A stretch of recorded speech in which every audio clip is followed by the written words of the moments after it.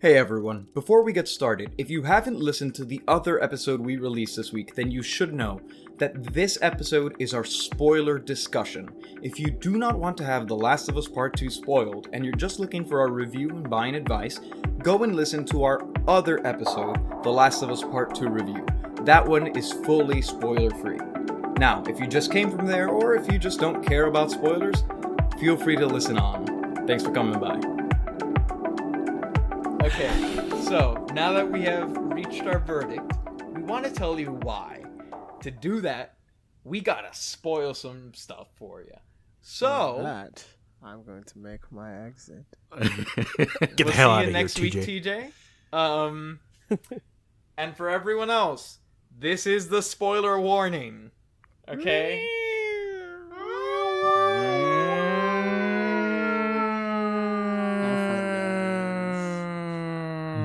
Enter. Look out for spoilers section in section 5. Beware, passengers. Do not attempt to board the spoiler at this time. Thank you. All right. Thanks, Here we go.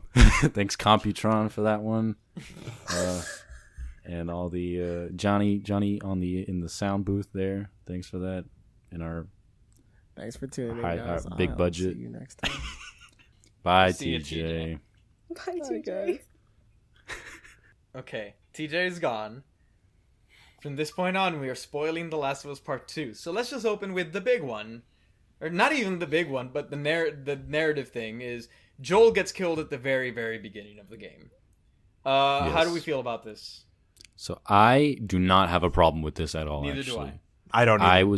I was expecting him to die, yeah, and I love, because Palazzo brought this up in our review of Last of Us, that Joel never sticks his neck out for other people. Yeah. And the one time he does, he gets killed for it, which I think is very poetic. So Yes. I do not have a problem with this section. Yeah. I thought, I mean, as painful as it was to watch, and because it is brutal, I actually thought it was perfect. Or not perfect, but it was good. It was fine. Because it gives a perfect narrative setup for why Ellie is doing what she's doing. It makes perfect sense on her end. People, argue that, like, it doesn't make sense that he would let his guard down or whatever, all of this. And I'm like, the dude's been, like, living in a society for however many years. It's not about him getting comfortable or anything, but, like, he's getting used to, like, to helping people, like, helping the society. He's moving to, like, a more collectivist mindset. So it's not about letting his guard down. It's about, like, he was saving someone's life in, like, a dire situation. And it was... And a man can change over time, in years. Yeah. He got a life back. He got a daughter back. Like, it makes sense that he has the heart to save someone who is in a dangerous situation, getting attacked by zombies, to let his guard down a little bit. I have no issue with that. I agree. So, I mean, we don't need to hit every single plot point, but let's just hit the big one, and the reason that this game is not worth buying is you play as the woman who kills Joel for half the game! So Half the game. Not only are you playing as a woman who killed Joel, you're playing as her while she hunts down Ellie. There is a mission where you play as her, and you go through a boss battle against Ellie.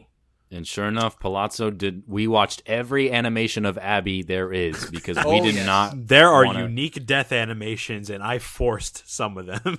I never once felt an ounce of sympathy for her. Exactly. Not once in 10 hours. And they tried. The game wanted you to. Yeah, they because want That's you what I to. mean. The consistently- game showed its hand from the very beginning. Okay, so you play as Abby in an early section, like very, very early in the game. The moment I took control of her and I was like, wait, who is this?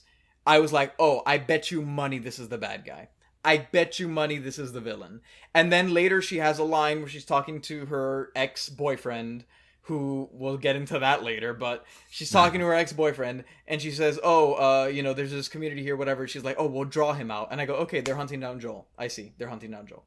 And of course, that's exactly what they were doing. My problem is that she is such a garbage person. Like, Yes. because the game shows its hand from the very beginning. It goes, okay, because you switch to her right when she has Ellie at gunpoint and has Tommy, like, on the floor, and she just killed Jesse. Yes. And so the game basically tells you, oh, is Ellie about to die? who knows? Now we're gonna play as Abby because I want you to like her. I want you to see that everyone is a villain. And like, yes, everyone's a villain. I don't care. I don't care. We talked about it in the last review. I don't care what Joel has done. I don't care what Ellie has done. Those are the characters I care about. I know they've done bad things. Do you think that matters to me, especially in this fiction, in this world? It does not matter to me. And you know what? Yeah, sure. Abby went through some stuff. Her dad got killed. He was the doctor that was gonna kill Ellie. But yeah, so he gets shot. Sucks to suck, dude. Like, everyone like lost stuff, and it's not, if you want to debate it morally, you can make the argument that sure, no one is better than the other, but at the end of the day, you're telling a story, and we don't care about Abby, whether she's morally better or not, which she is not, because the game has so many cutscenes where you're replaying the days as her, where every time when you start to just like relax a little bit, because every time the section, like, I'd be playing as her, I'd go, I don't want to play as Abby, it would just piss me off. And then you would get to like a cutscene, and I would just start watching it. I'd like relax, because I'm not playing as her, I'm just watching it. And then the cutscene would end with something disgusting about her that would just prove the point that she's a terrible person. Like her getting her ex-boyfriend to cheat with her on his pregnant girlfriend. And like stuff like that. And like every single scene would end with something awful like that. And I'm like, I get that maybe you're hoping that we're already attached to her, and now you want us to step back a second and then come back in and step back up. But I never attached to her at all to begin with. I'm sorry, that was a rant, but it has... Oh, my God. No, that's exactly how I felt. I'm pretty sure Palazzo, too. Yep. My thing about Abby and playing as her, at the beginning of the game, I was fooled. I did not know she was going to turn into the bad guy. I was intrigued that I was playing as a different character, and I wanted to see where that story was going. Mm-hmm. Yes. Once our expectations were subverted and we realized her and her team were the quote-unquote villains, I don't think the game eventually portrays them as villains, or doesn't Definitely want not. them to be portrayed as villains. Yeah. I'm like, okay, we're done with this character. We know she's the bad guy. Here is our objective for the rest of the game. We're going to go hunt down Abby. She's going to be the final fight. We're going to kill her, and that's going to be that. Yeah. And then when we got to play as her again, after killing Jesse, a character who I don't think was fleshed out enough, but we'll talk about that. No. I like Jesse. I do After too. that, they have the audacity to tell you, okay, you're going to play as her. The prompt says Seattle day 1. I'm like, oh, And no. We groan Yeah. immediately. We're going to be Abby for 3 days. I think everyone groaned. Not only that, but this is the very moment I'm like, I'm offended by this game. Yeah. When you get back to Seattle day 3 and she kills Jesse, you're back in present day. A second later, she shoots Tommy in the face. Yup. At this point, you're like, oh no, he's dead. This is the only character I reacted this way to. I screamed, no. I He did too, died, yeah. quote unquote dies. He comes back later. But in this moment, you think he's dead. And I'm like, For okay, hours. I'm going to take control of Ellie now. We're going to have a fight with Abby. This is like kind of the climax, but there's going to be a moment after or something. No, they immediately have you take control of Abby again to fight Ellie. And that's when I was like, The game no, lost me I completely. ran down the aisle of the theater. I'm like, Ellie, shoot me. This is not what I want to do in this moment. After having shot Tommy, I'm like, everything you've done up until this moment of making me feel an ounce of sympathy for Abby goes away the moment you show that scene again. And that's why I'm like, why did you think this was a good idea? I was confused by it too. You have And the to. thing is, like, they introduce all these side characters. Like, Lev is a wonderful side character. For those who Yes. don't know, Lev is part of the naturalistic tribe that is one of the, like, warring factions in the game. And he is this young, transgender boy who's, like, frowned upon by, like, the cult that he lives in. And so he's been cast out. And I feel like that might have been a little heavy-handed. Because they introduce it by using, I forgot what Lily was the was the original name, name. yeah. So they call Lev Lily, and then at that point, there's like one of those moments where you can tell the characters are going to talk to each other, and I'm like, it's a little heavy-handed, but it's fine. I actually like the story, and I liked Lev. Yeah, I thought they handled it well. I think Yeah. it's the only side character they tried with. Exactly my point. Yes. That's what I mean. Like she's Lev is the only reason that I was able to get through playing as Abby was because I wanted to take care of Lev. Right, and and then- Yara was also kind of cool, but Yara's kind of out of commission for most of it. And so now they're trying to be like, oh, you're no different than Joel and Ellie now. It's Exactly. it's big. That's buff exactly what they little were kid. doing. They had And the it felt like a audacity huge to spit in the compare face. Abby to Joel. That's Yeah, exactly what they were so doing. now they want you to feel bad. Like, what's the difference here? They're doing the same thing, but like, okay, why is Abby? She even still fought like Joel. Go ahead. Yeah, Abby's. I still justify what Joel did, right? I do for too. protecting Ellie. Yeah, Abby. Yeah, like you said, Abby's dad wanted to kill Ellie.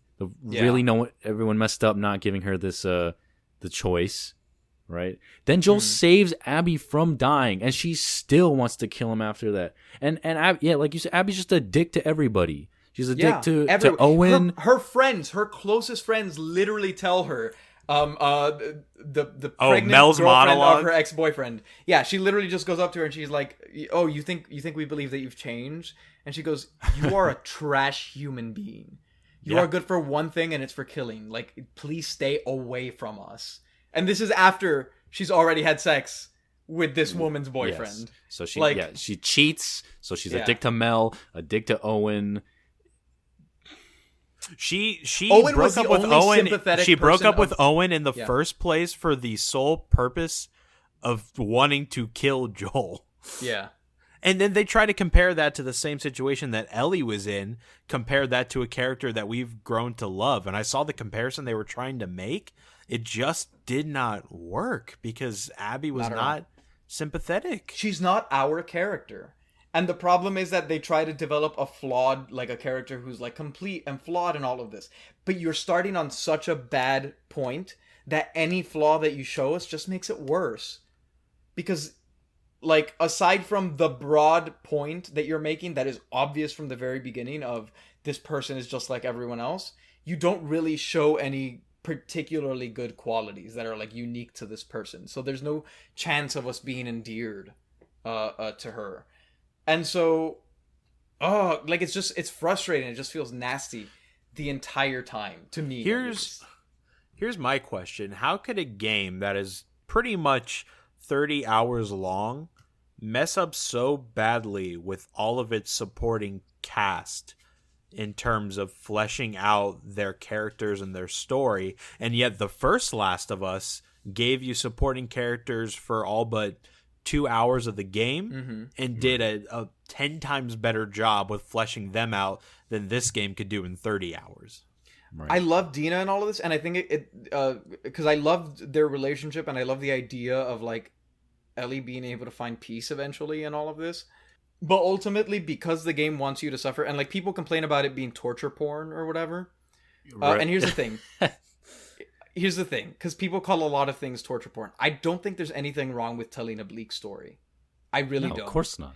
And like, even if it is like borderline torture porn, like I have no problem with that. Like, the world is cruel, and especially in a situation like this, like it's perfectly valid to show that. There was only one moment that I had an issue with when she was fighting the dude at the Colt Island, and she like ripped his jaw off, and I That like was that. cool. his face I was like blown off. Yeah. Yeah, but that point, I'm like, this is kind of unbelievable and gore for the sake of it, rather than it being a necessary evil. That was the only time in the game I'm like, I don't know about that. I'm maybe the arrow up the nose was too much, but I think Yeah. if I was desperate enough, like, yeah, I can really hurt this guy right here if I just try pull on Yeah. his jaw that's already like unhinged. Yeah. Right. And blown off and on Yeah. fire. Because she was like in a losing position there. She was on the bottom. And that's the thing. The big failure of this game is because it makes you do so many things you don't want to do, that it ruins the atmosphere. Like I was saying, like the first 15 hours of the game had some of the like the scariest moments. As someone who doesn't do like a lot of like horror video games, you know, like for the sake of horror, it had some of the scariest moments that I've played in games. And the latter half of the game, I think, has those. And I think the mechanics are really good in the latter half of the game. Like for combat and all that, like And I the think spectacle. It actually, yeah, everything about it is technically super proficient in the last half of the game. But I do not enjoy or care about any of it because I hate Abby so much. Every single jump scare, every single anything, I did not so much as bat an eye, and I was surprised because you would think that a jump scare is just like a primal thing. Even the jump scares because I was so not invested in this character's survival, it did not affect me at all. And the gameplay, which should have been good and fun, was not enjoyable because I It's just wanted her surprising. to die. I'm surprised you're saying the second half is where the gameplay shined for you, because for me, No, more like it shines as much as the first half in like a new way because it twists it and like it puts its own spin, and I think it's even keel with it. Okay. But it is brought down because of what I said. Yeah. Even so, that's where I started to see the problems with the gameplay. And one part in particular that I thought was such a wasted opportunity is when Abby gets kidnapped by the cult, and she's hung on the noose, and they cut her down. Lev and I forget the girl's name. They cut her down. Yara.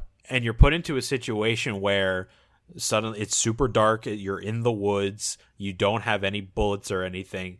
And then the stalkers come running out of you from the dark. And I'm like, this moment's supposed to be super scary and tension filled, right? But the dodge mechanic is super messy. And I got very, very frustrated very quickly by the rules of it. It was almost broken, like where sometimes I'd press the button and either wouldn't respond or I'd start running instead of dodging. And this is a knock on the gameplay rather than the story, but that I couldn't stand that. And it's something that Uncharted did better. I ran into that in the very first section of the game when you're first playing as Abby and you're in the blizzard and you're the first time you get swarmed when you're with Joel.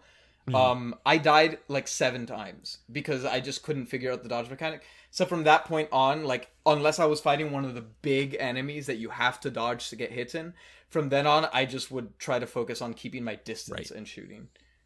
So I didn't run into it at that point. So really that moment actually still seemed very technically proficient to me, and like it was fun gameplay that I just did not enjoy. Here's my question, or one of them. I have a few. Yeah. The wolves, the scars, and the rattlers. Yeah. How do you feel like the game handled their Seraphites. stories? We barely know anything about them. What I liked was they told a lot of stories through notes, and so I learned a lot about like the members, especially the ones who like transitioned into like joining the wolves, and then the people who transitioned away and became Seraphites, and then the rattlers were not very fleshed out, but the reason I didn't hate that was purely because of the fact that like you're in a new place and like you just showed up here for this reason and all of that. Like I thought that some of the areas where it chose to leave things in the dark felt very very true to life, in that like even between the wolves and the Seraphites, like this is an area that Ellie just came to kill Abby. That's the only reason she's here. So like she knows nothing about these people, so I think it's real to have a fully established organization that you know nothing about. There was a lot of mystery until very late in the game, but I feel like between all the notes and then maybe the notes gave me enough context that the cutscenes felt like they filled in a lot of the gaps that I had. But I thought they were fleshed out enough. Barely. I was worried they weren't going to be. But I thought that for the story that's being told, it felt fine. Well, I agree and disagree with the latter. Rattlers, you raise a good point in that you're there for one purpose. You're not there to learn about them. Yeah. But for the wolves and the Seraphites, they raised a lot of questions about them that I was super intrigued about and wanted to know eventually about. I wanted to know more about the dead leader of the Seraphites. I wanted to know more about Isaac. And Isaac was the big one because I was like, when are we going to meet him? And when he finally showed up, I was like, literally just the fact that he was finally there, I was like, oh my God. Yeah, but but then he that's dies the thing. pretty quick. And then, They don't go into it enough. And yeah, they put a lot of backstory in the notes, but to a common player that's casually playing it, they might not read those notes. And I think I agree. You need to give more in the storytelling. And it felt like a JRPG in that they're going to give you question after question after question and plot dump you at the end. But they don't even do that. They don't answer a lot of those questions that you may have about those factions at all. I agree with you like wholeheartedly, and I think the only reason that I don't see it as a knock from my experience on the game was still the fact that like when you look at the story that's being told, it's not about the wolves or the Seraphites or anyone. It's about Ellie. It's about Abby. It's about, I guess, Lev and Yara. Like, it's about these people. And their places within this and all of that is carved out so that I didn't have, like, glaring questions about these characters. And there's a bigger society where, like, if this wasn't a sequel, if this was, like, an initial game and you played as Abby the whole time, I'd be like, whoa, hold up. I've been a part of the society for however long. Like, I need to know more about this. But because that's not the story that was being told, I felt happy to feel like I had as much insight as I did. Because it felt like a bonus in the way that, like, Doom's Codex and all of that are a bonus, because you're not here to find out about the Hell Priests. You're here on the Doom Slayer's quest. This is the Ellie Slayer quest, or I guess eventually the Abby Slayer, whatever. But you get me? Like, I feel like the paths that they're on were fleshed out, and the greater world has some detail, but there's mystery left in the way that, like, a real world society might function. True. That's not to say it's the strongest choice. It wasn't a knock for me in, like, decreasing my enjoyment in the game. But you could also argue that the Fireflies in the first game, you were given just as much information about them as you were about the Wolves in this game, and yet you know everything you need to know about that faction in the first game versus this game. I would say that they feel the same, the Fireflies in these factions. Or at least the Fireflies and the Wolves. The Seraphites are a little more shrouded in mystery, but I guess that's, like, their thing.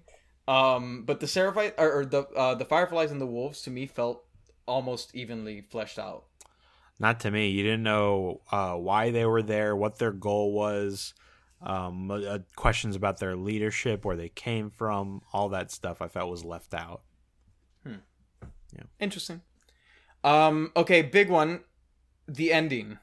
How do we feel about it? Because I have feelings, and I'm sure you do too.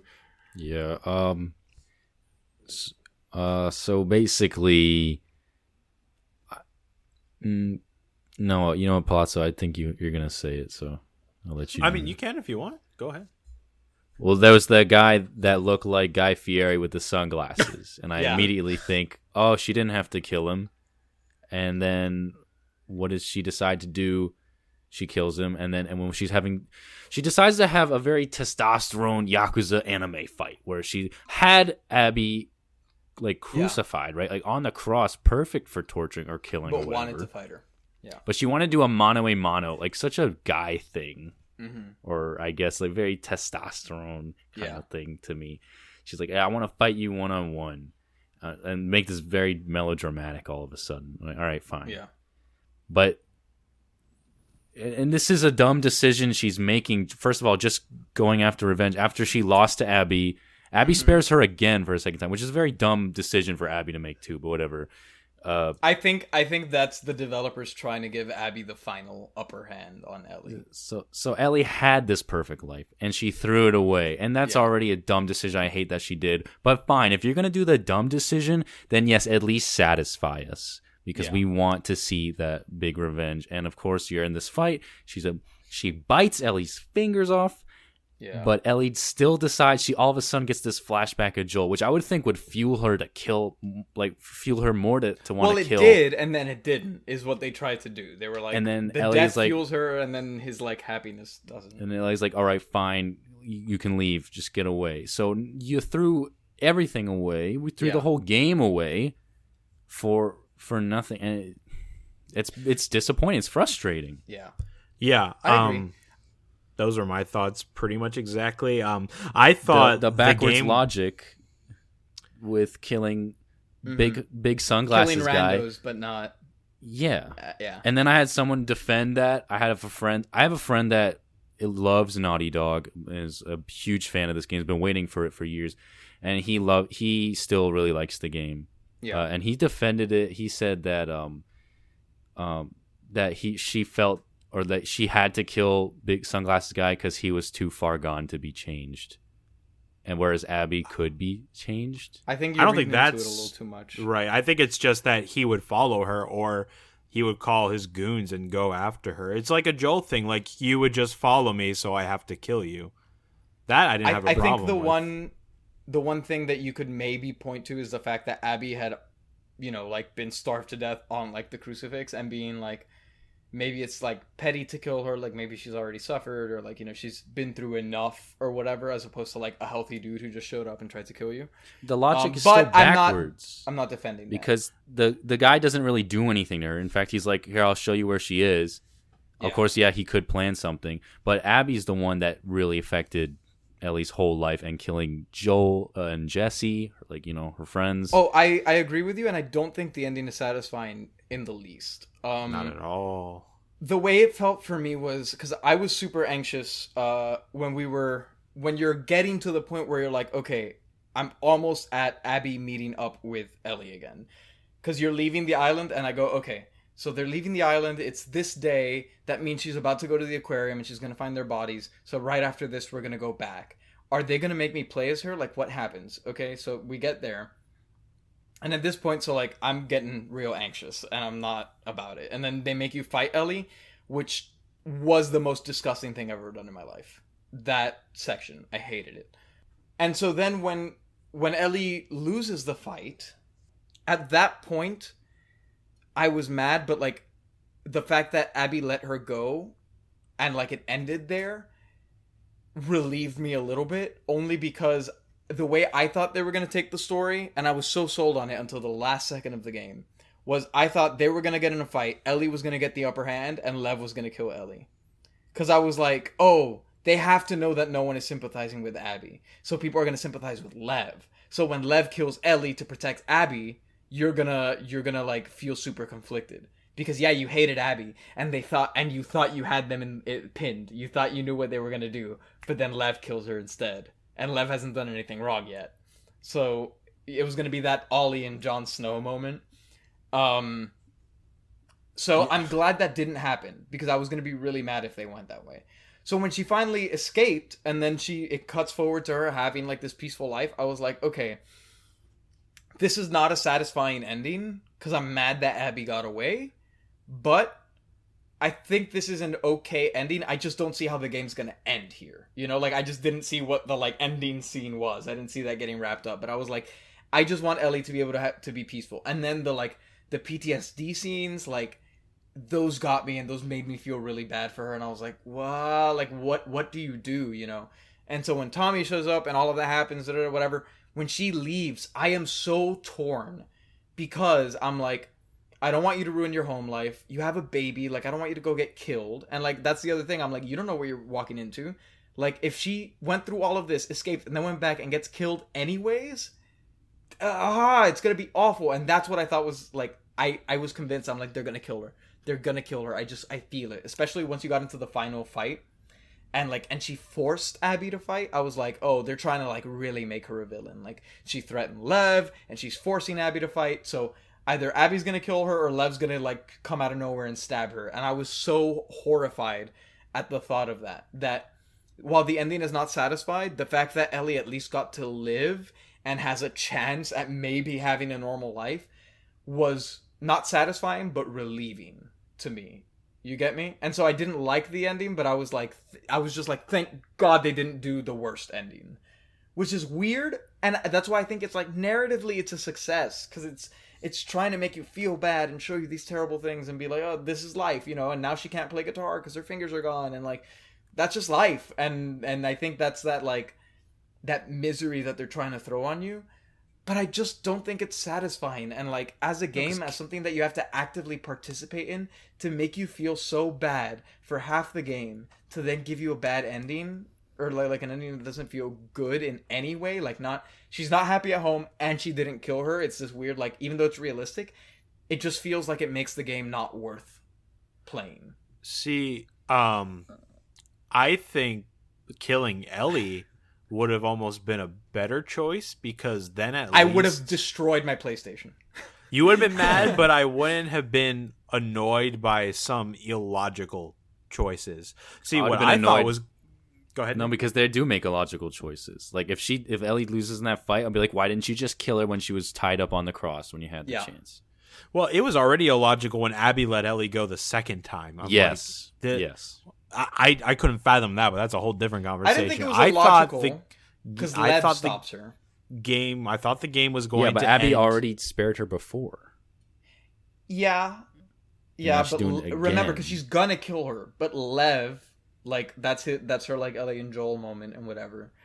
And I understood that, and that made me feel good also because I thought Lev was gonna kill her. So the fact that Lev was like, Abby, and she went, okay, don't let me see you again, and she left. I was like, I hate this. I hate that Ellie lost the fight, but I'm glad that Lev did something useful, and like you built up the character to, in a way, because he's the only person I cared about during that section of the game. I'm glad that you took this character that I liked and like used him in a way that I liked. You know, like that felt satisfying, I guess, even though the fight itself was not. I thought the game was going to end an hour before it did on the farm. And I thought that would have wrapped up the revenge tale in an interesting way. It still wouldn't have been satisfying, but I would have understood it more because it shows you when you're on a path of revenge, you get nothing but hate and loss and sadness. So cliche. And it is cliche, but when you choose the home life or the non-path of revenge, you get all these other things. And I thought Ellie was the sadness of it was Joel was going to go on dead and Ellie wouldn't have gotten that, but she has to move on. However, when they showed the PTSD, which I thought was effective, and her making the decision to go out and kill Abby again, which I thought was kind of a leap in logic. By the time she got there, I'm like, okay, this is the decision we're making. She is going to kill Abby because she is so hell-bent on it. She's going to lose Dina. She's going to lose the baby. She's going to lose her home life. She'll lose Tommy because she turned him against him, but she's going to get her revenge. And the question of the game would have been, at what cost? At what cost did you get your revenge? And I'm like, okay, killing Abby is going to give the player that satisfaction and then be like, oh, shit, but I lost everything for that. And I thought Ellie was going to bleed out on that beach, too. I saw that coming because of the injury, and I would have been upset if they went that route. I would not have, because that further shows the revenge tale that they're going for. Like, you're so hell-bent on something that you lose everything for it. But that's so predictable. But what they the whole story was worse. A lot of the story is very predictable. I agree, but that's why like the ending had to be something like payoff. Like you just proposed something that I'm like, the satisfying ending would have been she kills Abby, gets her revenge, and then comes home and the house is empty. But instead of like having the vaguely hopeful ending where you see her like leaving presumably to Jackson, it just ends with her alone in the house and she can't play guitar, and it ends there. She still could have done that with Abby dead though. That's what I mean. That's what I mean. You kill That's Abby, what I'm saying, and you let her too. go home and see that. What I'm saying is any other ending that we're thinking of now would have been a better alternative than what they went for, which was invalidating the entirety of the game you just played. Because the player in that moment, at least I felt this way, I was mashing that square button to kill Abby. Because I'm like, this is what the whole game has set up for. I loved Joel as a character. What I'm doing is not right, but this is what I want to do. After everything you put me through, honestly. You know? What? It felt justified to me, honestly. Especially, like... Oh, yeah. Because I never cared about Abby. And, like... Right. Because and this that's is where fiction, and that's our character, fails. I will allow way more than I would in real life, you know? The game... You have to care. And like, my friend, he actually did somehow care for Abby. And he liked both characters. And he said that's where the game will really resonate with you, is if you do... like both characters, and somehow he did, and he's a huge fan, not just Last of Us, but like all of Naughty Dog. I'm shocked. But yeah, that's the. But Abby, you know, she's so quick to. She's just feeling guilty about killing Joel, right? So all of a sudden now she's feeling this guilt. She's like, let me do something good. I'm gonna protect these two kids, and I'm gonna just, you know. But does she feel guilty though? Because I think she makes that decision. But I don't think they ever show her like specifically feeling guilty about the Joel not thing super. at all. She's like, let me lighten the load a bit because she's feeling a bit bad about it. But then she's just going and she's betraying her own faction. She's betraying her friends. Her friends die. They don't even get mentioned. Jesse dies. He doesn't even get mentioned for the rest of the game. Yeah. Fucking her best friend Manny, he dies, and she just continues on. She leaps over a barricade, and then she goes to fight the Manny's death to me was one of the most satisfying moments in that half of the game. Yeah, the fact right. that he spit on Joel From Yes! the very beginning, the fact that he spit on Joel, that almost pissed me off more than her killing him. Me too. And so the fact that Manny was there being like all buddy with everyone, I was like, oh, I love Manny, Handy Manny. I was like, kill him. And the fact that it was Tommy made me even happier. Yes. Yeah, quickly, I want to throw out that sniper section was really cool. Nick said he loved that they made Tommy a marksman. Yeah, Like, because it was a cool section. and we know it's him. I don't know if everyone did know, but like because you had that flashback with Tommy teaching how to snipe, Yeah. you figure that he's the next sniper. Some people didn't know, and that surprised them. So, like, I believe it was Donkey. I don't want to plug, but he was. How dare he you? He was having trouble. He's like, oh, this sniper's super annoying. I really hate him. And then you realize, oh, that's a character I really like, though. That's Tommy. And then you want to stop what you're doing because you don't want to fight Tommy. Yeah, you don't want to. And then that's the thing. You make that player just sit there and take the bullet because you don't want the story to continue with its asinine story. I have a very quick comparison to make on a story that did kind of a revenge plot, but handled it better. Have you guys played Red Dead Redemption 1? Yes. I know that story. Yeah. Okay. Throughout the game, you're playing as John Marston as your main character. You're going after these people that the government wants. You're working for them. You're an outlaw. And at the end of the game, the government kills you. You shoot your character dead. And then the epilogue of that game follows your son, who is now grown up. And the entire goal of that epilogue is hunting down the people involved in John Marston's killing. Yeah. And That's a you are brutal so scene, invested too. in that. You shoot all of those guys dead, and you kill all of them. They don't pull a punch like this game does, and they still give you the feeling of emptiness. Like, yeah, I did all that, and it was satisfying to do it in the moment, but you're left with John is still dead, and I'm still sad. And that game handles a revenge plot brilliantly, and this game just did not. Yeah, there's so many ways they could have done this story better, and it would have been slightly less cliche. Like they could have done, like we said, the killing, or even if you cut out the whole section with the Rattlers, which I did have fun. Like that was the first time I had fun in the game again since we stopped playing as Ellie.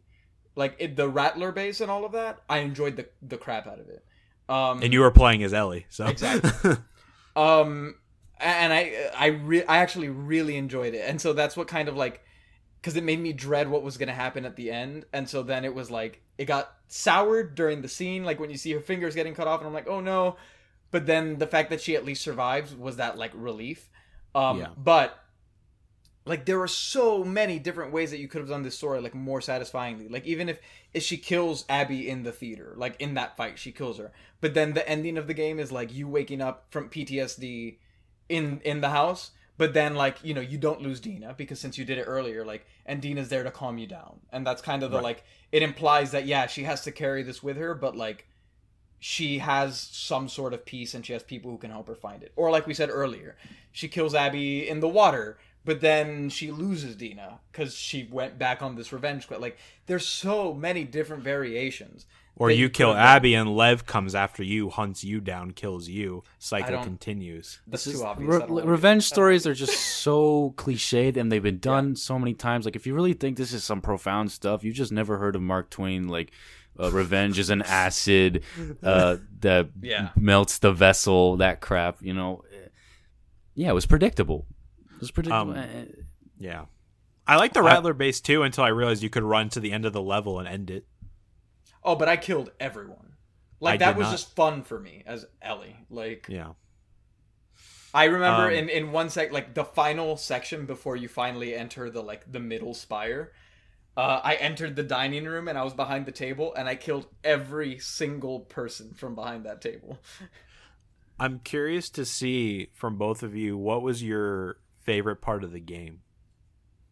It's Joel Ellie Dinosaur Museum. Mm-hmm. Everybody's favorite. Of course, and I love dinosaurs. Mine too.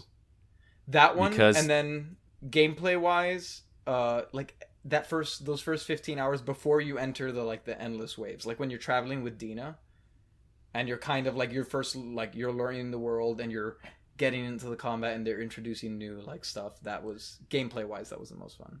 So Joel and Ellie are really the only characters that I care about in this both games. Well, no, actually no, just this game. Those are the two only characters.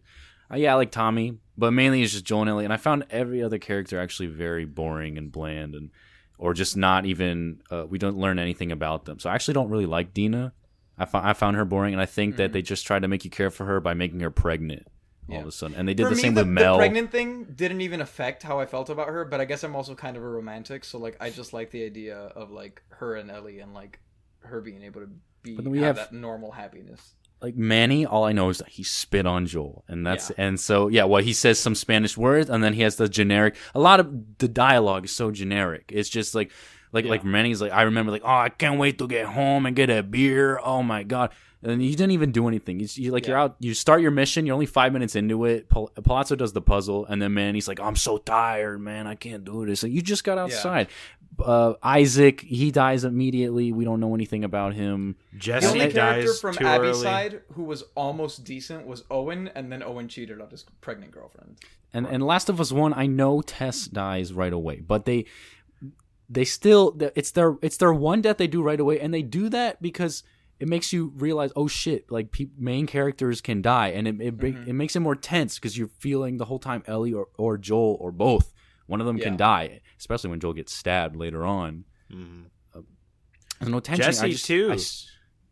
Jesse was the Jess- only other character I liked in this game that I was kind of attached to, but they didn't flesh him out enough until before he died. And they don't even talk about him after he's dead. And then we have these No. out of sequence flashbacks that we're jumping through time back and forth. The first one just time went forward and that's it. This one we're getting people die, and then 3 hours later we learn about their backstory when we don't care about them and we're already disconnected because we know they're gonna die. So we do not care. It was like a psychedelic trip of some writer's ego trying to fulfill the check marks of a profound experience, but it just didn't work. Anytime I was playing as Abby and I ran into a character that we killed as Ellie, I was like, haha, you die. Like, anytime they were talking about or they're like, oh, tomorrow's Taco Tuesday, I'll be like, haha, you'll be dead by Taco Tuesday. Like, because I hated all of them. Like, all of them were just, they all showed their garbage nature at one point or another. And I liked the flashbacks when it was just Joel and Ellie because that's what I thought it was only going to be about. We were going to learn the divide between Joel and Ellie, how it happened, their journey over these past few years we haven't seen. I was into it, which is why the museum section was my favorite in the whole game, because it was the first time I found joy in the narrative of like, this is what I wanted from this game, and we're only getting it in this one flashback sequence. And the dialogue was natural there. It was more of what we got in the first Last of Us. And I just wish the rest of the game could have been kind of like that sequence. I had no expectations for this game, so I can't say I was disappointed on that front. But really, ultimately what it is just playing as Abby ruined the game. Yeah. For me. That's it. And it was so unenjoyable that I don't ever see myself being able to go back to it. I still think the gameplay would have been repetitive for me because I felt that one about the first Last of Us. That kind of wore on me after a while. But if I was playing as Ellie while doing that gameplay, it would have been better for me. But we did not. Yeah. So Just a really funny thing that Palazzo found when they're looking at the porn for that guy. One of the names of the pornos was Smash Brandy's Yes. Cooch, which sounds like Crash Yes, Bandicoot. yes, Thought that was a good spot there. That's the thing. The world is very alive to me. It feels, I hate saying alive because that's like generic, but the world feels real to me overall. Like it's full. They make a much better use of space in this game, and I believed it. Which is what kind of disappoints me about the fact that I end up hating the game. You know, like. Earlier, I was talking about the bloater in the Joel and Ellie flashback where you fight the bloater for the first time. Yeah, there's a cutscene where if you get grabbed, Joel saves you. Actually, I do remember that now. But especially since it was a flashback, I feel like the ammo doesn't matter that much. It didn't bother me. No, but it was still a little frustrating. I think to me at least it felt like I was dying for real, like just by a dumb mistake of my own, and then he saved me and I was like, okay, cool. The performances were, despite the writing, the performances themselves were great. Well, the one standout to me was Ellie. Do you know the voice actress's name? I forget. Ashley Johnson. Who? Ashley Johnson. Ashley Johnson, I thought, gave a phenomenal performance Yeah. I despite think the all the writing. acting's good. Yeah. Lev and what's the other girl's name? Yara. Yara. Lev and Yara were probably the weakest. Really? In terms of I voice thought they acting? were good.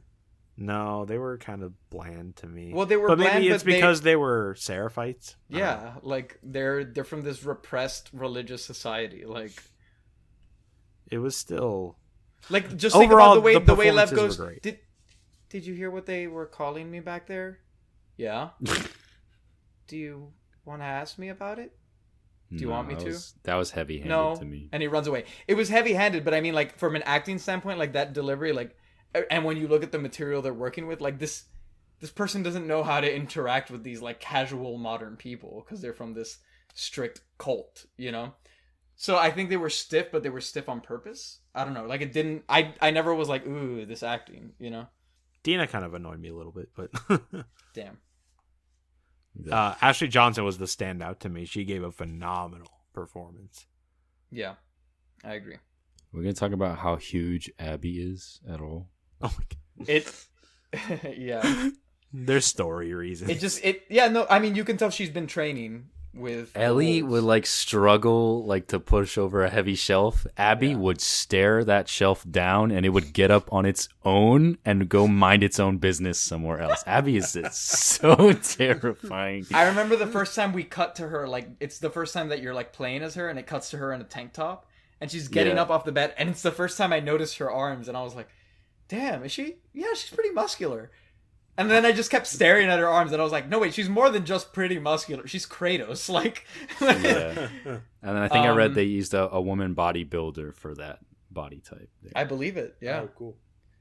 Like even what is it in the like the morning when she's waking up with Owen and you kind of see a shot of her chest and you just see like her pecs, dude. Like the crease down the middle of her chest. I was like, Jesus. Like Pretty And sure she was s- voiced by s- Laura Bailey. Yes, she is. Yeah. She is. Which they don't look at all alike, but yeah. yeah, it's just she's so intimidating that it's really weird to see her as a bottom later on.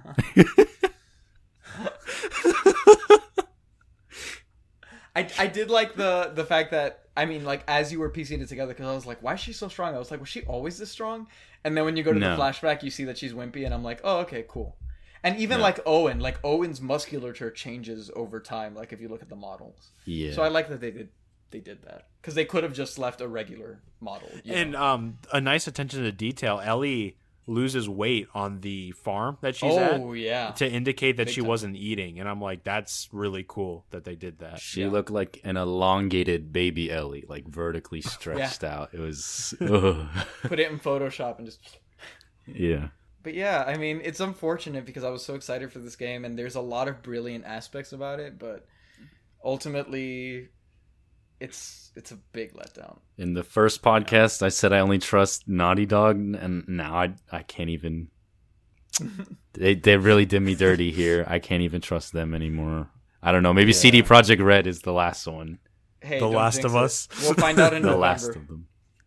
Yeah, we have to wait till November, Yeah. and then if that gets delayed so much, like this one did, does that mean it's gonna have problems too? I don't. We'll see. Well, No. this problem had nothing to do with delays. This was Yeah. this was a problem from the beginning. This is right. Yeah. Like it was doomed. Delays could be a good thing. Yeah, no, for I'd the most rather part. they cook it as much as they can than send it out half baked. As long as it's still tender.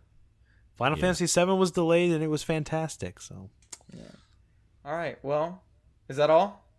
I think I think we think covered so. everything. Yeah, thank you all so much for listening. Sorry to end on like a little bit of a down note, but it's a little sad that our first like new release on the show ended up being kind of a disappointment. But yeah, thank you all so much for listening. We're next week we're doing a BioShock week. So Monday, Wednesday, Friday we're gonna hit BioShock 1, BioShock 2, and then BioShock Infinite. We've been streaming it, and we feel like we have enough thoughts to do a whole episode for each game. So we're going to be doing that. And we're actually still live streaming, so make sure you subscribe to Whimsic Productions on YouTube. So you can come hang out with us and let us know what you think. After that, we'll actually be opening some stuff up to all of you to see what you want to see moving forward in some of the episodes between major releases. So if you're interested in being a part of that, right now our Indiegogo is still running. Make sure you go donate over there. Or you can also support us on Patreon, and you can hang out in our Discord, and we can chat there. Or tweet at us at Should I Buy Pod. We're all over the place. But yeah, thank you all so much for listening.